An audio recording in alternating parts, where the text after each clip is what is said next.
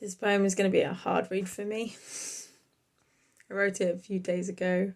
At the moment I have a backlog and I'm trying to share things in chronological order, so it's a different mood to the one I'm in right now. But let's go for it. This is called Still Dreaming of a Room at Home.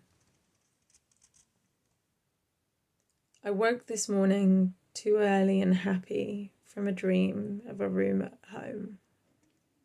As its non-logic uncoupled itself, I realised, of course, that my grandparents could not afford a mystical mansion, not even with help from my great Nanny Mary, long dead but often unassumingly alive in my reveries, just there as ever she was. A strange sorrow settled over me, for the never was, and indeed it never was. No need for a therapist or dream interpreter to decode this story. Few metaphors here. I always was literal. Now years estranged from me, my parents moved while I was away studying, an adult only legally, and that barely. Uncomfortable reality, unexpected but out of my control, and so I did not think of it too much. My denial space ample enough for a house and all my things besides. Months on, arriving back to new home not home, my bed was now a folding one, the room multi-use, and the creeping realisation that many possessions once mine had gone walkabouts.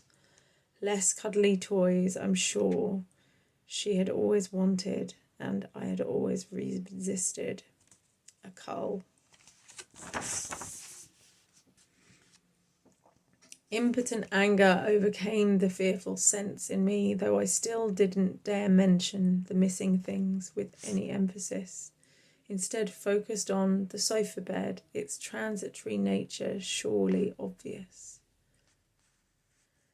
A dreadful argument ensued, one I still remember as it quickly mutated into one of her steamroller rages on ingratitude, beginning, I had got to pick the curtains and they were expensive, eventually ending the same place they always did. A couple of years on, still speaking, visiting then, when my partner at the time still had a home bedroom steady as a shrine, it was time for my stuff to go to be taken or thrown. She even tried to give me my baby photos. That one still hurts, pointed, and I managed no that time. Now I guess there is little sign of me. I wonder if there are still photos. An hour ago, in my adultish room, shifting into pre-dawn dark focus, cuddling Fat Bunny and his human full-colour facsimile for comfort. A deep sadness settled over me, to be 32 and still dreaming of a room at home.